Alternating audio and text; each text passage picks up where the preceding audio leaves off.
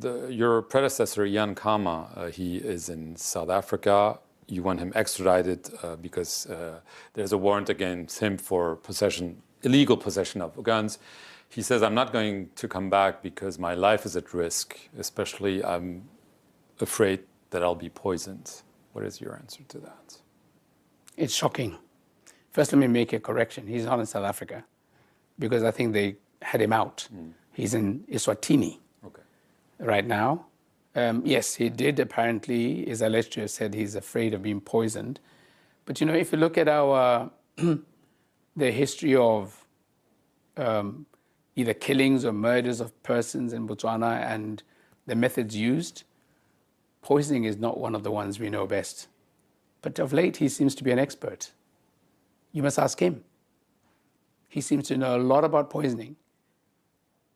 All those people who have been killed in Botswana that I know of, or have heard of, or read about, have been through knife attacks or some, weapon, gun,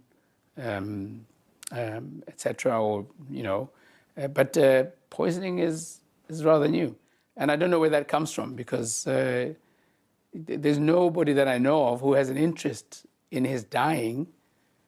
I don't know of any who has the capacity to poison. But he's talking a lot about poison with graphic detail. I suspect he's the expert. And if anybody were to die in Botswana, first person just to ask would be him. He has nothing to fear? Nothing. We just renewed his diplomatic passport a few weeks ago. All his entitlements, the man gets. And for consistency's sake, look at the arguments he's been using for explaining himself. There's been a litany of inconsistencies. From the reason of him leaving, inconsistency after inconsistency. For the allegations he makes against myself or my government, my party, inconsistency after inconsistency. I mean, we're supposed to be the worst cheats at elections.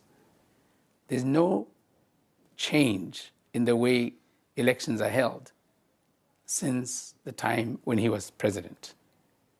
Even right now, we're going to elections on the basis of the laws that are very transparently available to everybody.